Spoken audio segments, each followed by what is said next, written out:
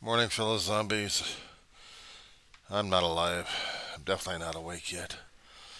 Despite having coffee, I'm still here dead on my feet. And a few seconds before 5 o'clock in the morning West Coast time is the 7th of May, 2024 for a Tuesday. A very zombie-like Weaver, John C. Roseman, California. Yeah.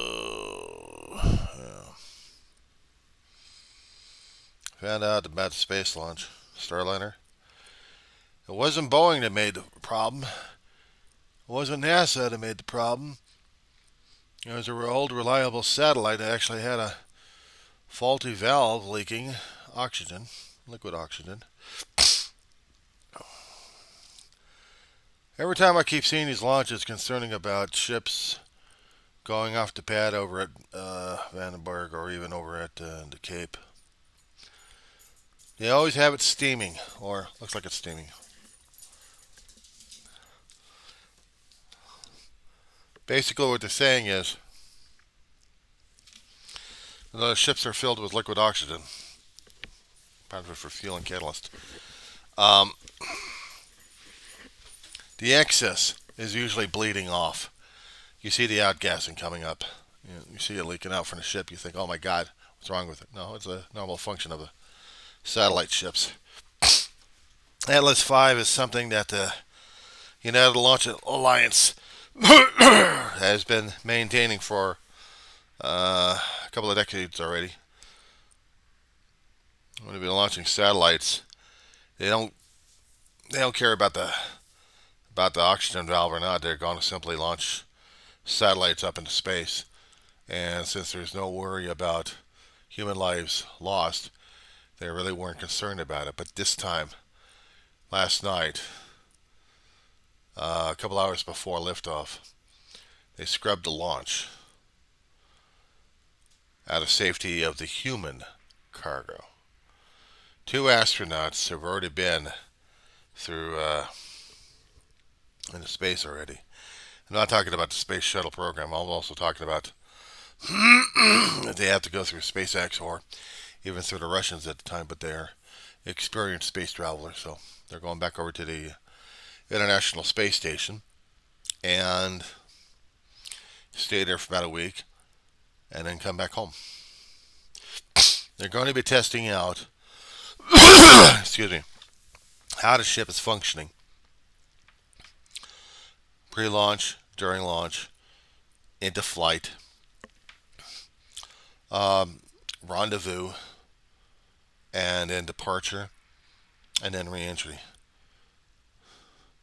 Two dangerous steps, seemingly dangerous, but still critical anyway. Is the launch, how the ship will perform, how it's going to be in space. But it's also a reentry because we are talking about going ballistic at this point. And the major portion of it is the heat shields, if they are going to be that dependable. If they're going to be attached and are not coming down like a hot lead ballistic bullet. They also want to make sure that the parachute system's working. The main chute, at least. There was a lot of these steps that they had to learn in the Mercury project, then Gemini, and then Apollo. When it came down for the space shuttle, it was a totally different animal altogether. They had to spend maybe a few years just demonstrating how the heat shields would work, how the flight dynamics of a space shuttle system would work. They did a lot of testing out in Edwards. And they tried to simulate as much as they could how much the heat shields would last, what would keep them together, and what would tear them apart. They had to do a lot of tests before they actually did their first launch of the Columbia on STS-1. I missed the launch on that day. And that weekend, I was going on a hiking trip through Angeles National Forest with a junior high science club. I came back and I heard the double bangs and I saw the clips. I saw the clips of the ship going up and then Columbia coming back down. And it worked. The shuttle system worked. They didn't have any issues concerning about the space tiles. The heat shields worked. So naturally they said, okay, well, they're going to continue doing this, but they still had to be perfect at their work. There could not be any slip ups. There could not be any issues with it. There couldn't be. We're talking about you had a 2-man crew going up for the first ride. Second ride's going to be a 4-man crew. And they needed to test the ship out that way. But at the time, they had 4 or 5 other ships. In their main fleet, there was only a demonstration model that kept going through atmospheric flights, but never into space itself. The Enterprise. A test model. We out here got either the Columbia or... No, not the Columbia. We didn't get that one. I think we got the Atlantis. The workhorse. With a larger payload. A little larger than the other space shuttles because this was going to be a heavy hauler of satellites and other things going up and down in space. They also had to be a space garage and a space truck of hauling equipment up to and from. So we got the space shuttle built piece by piece. NASA wanted redundancies. They need redundancies. They live by redundancies. They had to because they've learned a lot of lessons about you just depending upon a primary and not a backup system. And if the primary gives out, what happens when you don't have a primary system? All hell breaks loose. So in their situation,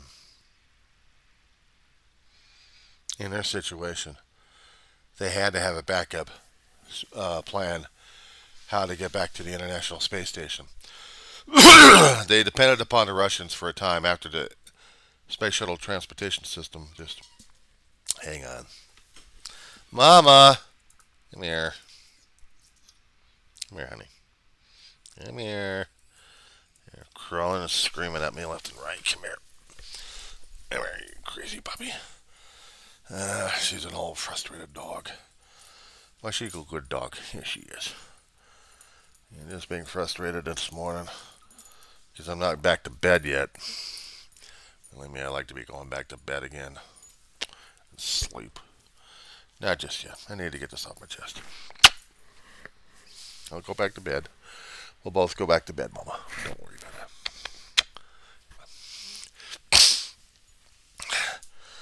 After the Space Shuttle Transportation System got canceled out by NASA and by Congress, they had to depend upon the Russian Space Agency to put man into the space station. They had to learn Russian. Everything was in Russian. There was no bilingual. But they needed a transportation system that they needed to depend upon in order to get crews up to the station. So they were going to go for their commercial. They were going for privatization. They were going for the public to say, yes, we will send people up in space. We will do this. Give me 1 second.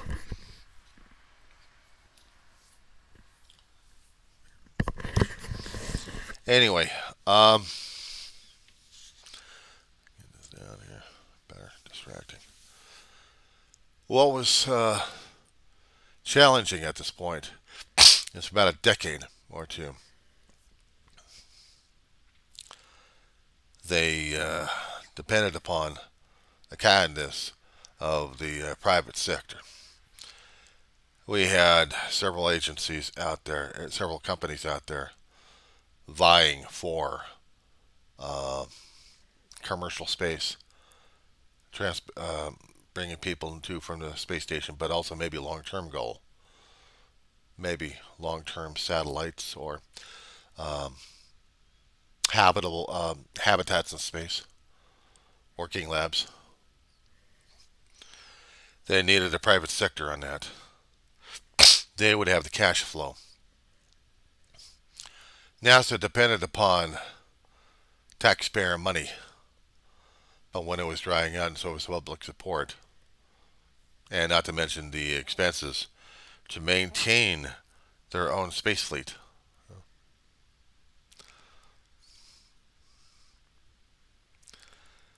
It also became an economic factor for the STS to shut down. And then came SpaceX. They tested for years of their system, constantly testing it, and making sure that their Dragon capsule would survive entry, making sure that their Falcon rocket would land where it was supposed to. Certain components they would lose, remanufacture again. But for the main engine, they wanted to recycle it. They wanted to prove that the Falcon would continue to fly. And she's been flying without any issues so far. They want to make sure that the system's piss poor perfect. Because we are dealing with human lives at this point, and they don't want to have a reputation of losing people on the job. Not once.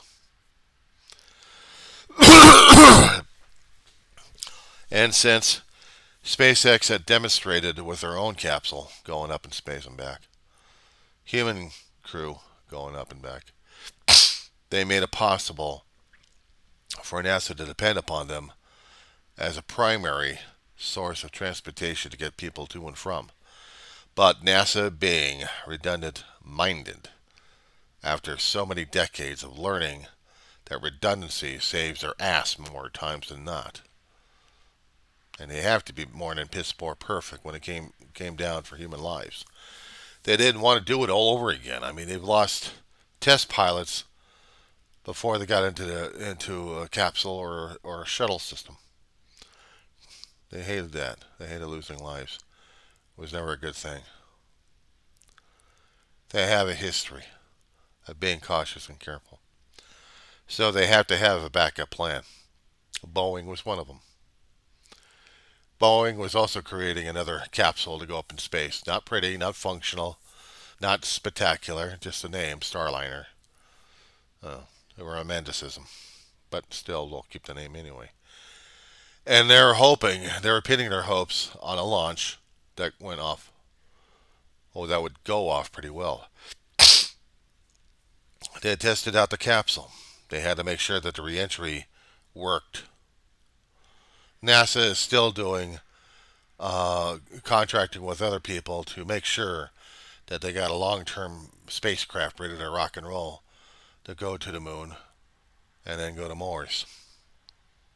They want it. They're working on it with other contractors.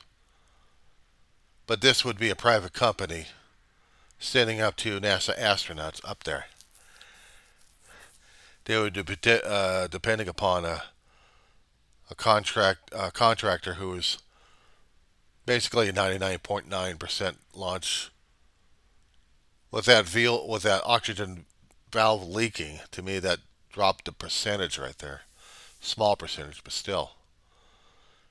They could launch up the hardware up in space and have it floating around fine. But we're talking about human cargo, and that's a different story altogether. So yes, in abundance of caution, they're going to be doing it again tonight. If everything works well, the Falcon, no, the Atlas V will be launching 2 astronauts to the International Space Station. They'll be testing out the craft, coming to and fro.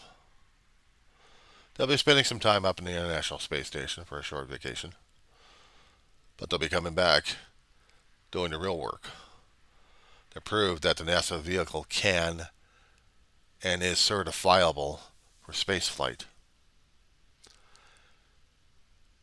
If the ship goes up without a hitch, no technical glitches, nothing to explode on a pad, they were lucky enough that this ship didn't explode on the pad. That would have been a shame.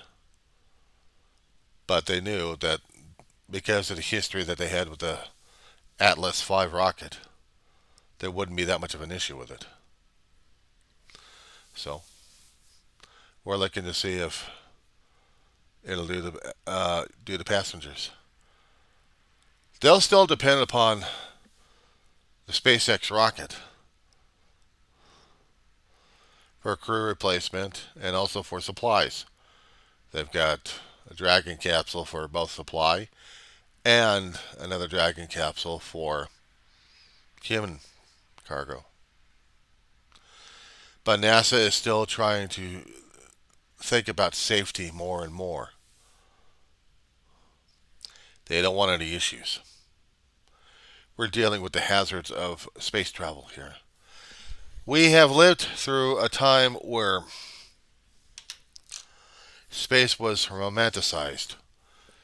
Hollywood can only go so far with its sound effect, with its sound stages of building sets of what spaceflight might be like, dealing with models of what the ships might be like, what the drive systems, what things they'll be dealing with in space.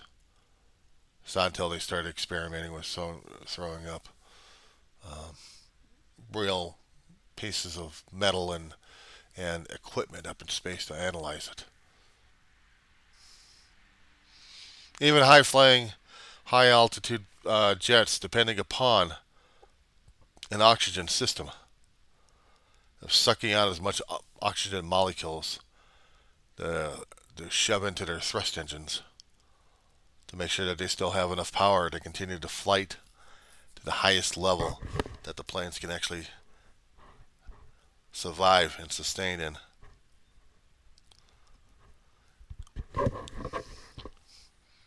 Gary, I've been talking about hypervelistic travel, hypersonics. Don't worry about hypersonic missiles, but some people would still look for something of a supersonic nature, even worse than the Concorde. Concorde, when she came in and came out, man, she was blasting with her engines, especially when she hit the barriers.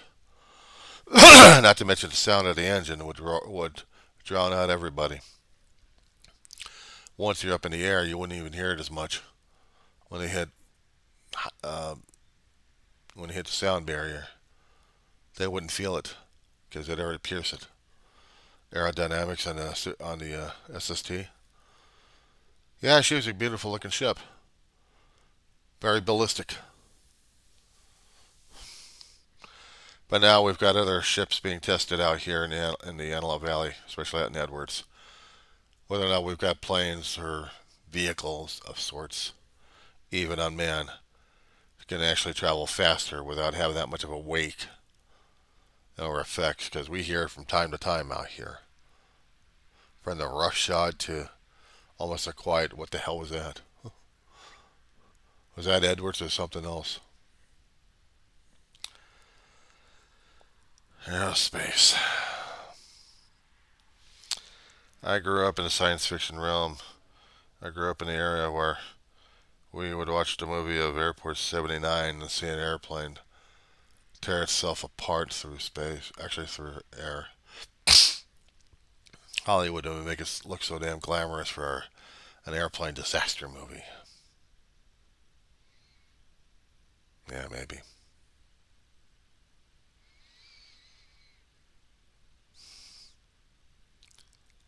But right now we're dealing with an age beyond Buck Rogers, aren't we? Or are we trying to get there still? We should have been there by now. We should have been there at the age of Buck Rogers. We should have been floating out there in space all the time. We should have had donut ringed space stations, orbiting platforms, solar gardens, maybe a hotel in space, maybe a base station on the moon, international cooperation either with one base or maybe with a few other bases. Different countries putting up their own thing and put up their own flags. You see, I got here first.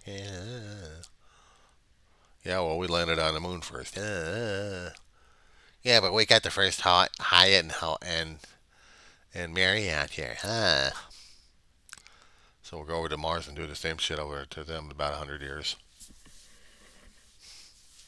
If we live that long and if our technology continues to grow. Maybe in 200 or 300 years, we'll have another maybe colony out in the asteroid belt, maybe hanging around Jupiter. Another century, maybe we'll have a deep space where the exoplanets that we keep finding, if they're going to be sustainable and habitable in our solar system, well, we'll have colonies out there in the next 300 or 400 years if we live long enough and if the technology grows and doesn't try killing us first in the process.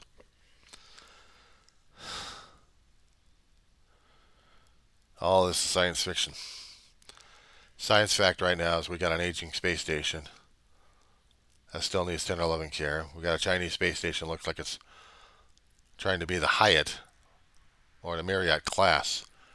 Well, we just got the Holiday Inn version of it. It's still working. And the Russians will continue to put their ships on the International Space Station if they so choose. But if they want to hook up with the Chinese, they'll probably do that too. When I heard about the Boeing situation, I didn't think about the politics. I didn't consider the ramifications, what this meant. All I knew is NASA wanted to hedge its bets. And what's wrong with having 2 or 3 space companies trying to get their ships up into space? One company wants to build little floating hotels out there. And I kept thinking to myself, you guys are in for it. A floating balloon for a hotel? Not going to work. You have micrometeors, you have space damages out there that'll pop the damn balloon and say goodbye to the damn thing. But you got companies down here trying to force that issue anyway, so we'll see what happens. We got one company kept popping up people a few times already, as long as they had the money for the fuel. But then again, I hadn't heard too much about the going up and down all the time, so we don't have that. And some fool out there a long time ago created the idea of having a space elevator. Doesn't work. How would I know? Am I a space engineer? You're dealing with a rotation of planet here. And if you have a space elevator, it's got to be secured enough to where it's not going to be floating off somewhere else or breaking off on the planet's surface without much weight in space, of weight being forced down by Earth's gravity. Did these guys actually consider the engineering concept of this thing or construct? If they actually had stabilization rings that kept these things stable enough, maybe I can understand that. You know, if you had like 6 poles up there with their own hub, and then the hubs are connected, that I can understand. Of course, then we'd have this visualization on our constant 200 or 300 years of seeing this monstrosity construct up in space. But to put a space elevator and shoot it out into space directly, doesn't work. I read the book a long time ago on Arthur C. Clarke, or another author trying to imitate him, was trying to put 3001 on there. And the problem was when they talked about a space elevator going out to the asteroids or going out to this place, I kept thinking, it doesn't work. It sounds so cool, but it doesn't work. I know Asimov was a genius, engineering-wise, but the problem is it wouldn't work anyway. You're dealing with a ball rotating. It's not straight. It goes on a curve. It goes on an angle. It wobbles around the Earth, actually around the sun, on a constant tilt around the sun. So we're constantly having these seasons. And the angle of the space elevator trying to go out to deep space just does not work. If they want constant tubes all over the place for the planet, that damn thing's going to be hitting anything and everything. The tube feelers that would transport the pods going out into space to different sections, they think that would be easier in spaceflight? No, you're still dependent upon thrust factors to go out in space.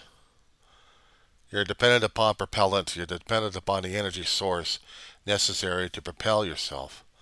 Unless, of course, we started developing anti-gravity forces to propel a ship enough. But we're still dependent upon thrust factors. I know, I'm not a college professor. I'm not an engineer. I don't have that much, but looking and trying to analyze it in my head, it makes sense. It makes sense. Because elevators won't work. Elevators won't work. But we've got a lot of garbage around the Earth. Hell of a lot of satellites and a hell of a lot of debris.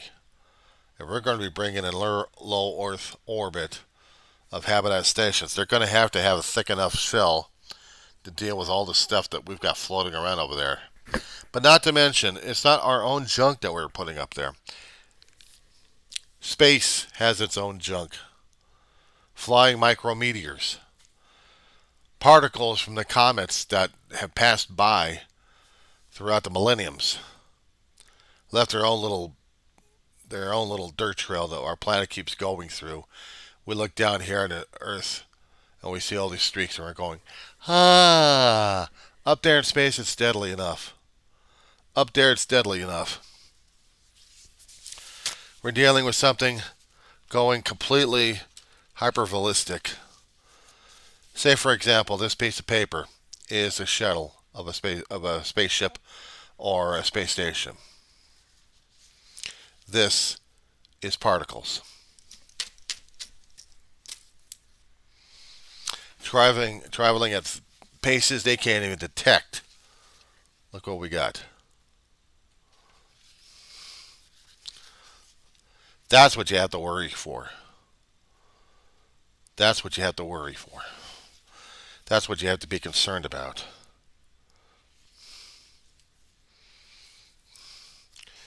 Right through a spacesuit, right through a space skin. And this is what the engineers have to worry about on a constant basis. If the fabric of the skin of the ship is too damn weak, we're talking about catastrophe. If it was self-sealing, if it was self-healing, if it was a way for it to be repaired by itself, maybe we'd get artificial intelligence to create something that'll do the automatic repair on the skin to prevent punctures, air loss, explosive decompression. I didn't think about these things growing up as a kid. I'm watching all this stuff and I'm thinking everything's so cool. I didn't think about the dangers of any of it until I started seeing it and hearing things and then figuring things out for my own. Yes, we want to get out there, but man, we really want to narrow the risks down so much that we Mama, I'm worry more about the terrestrial life than anything else.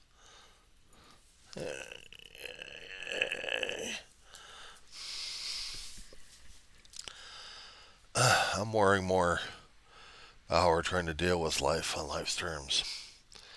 I'm worrying more about how we're supposed to be dealing with our own life down here on Earth.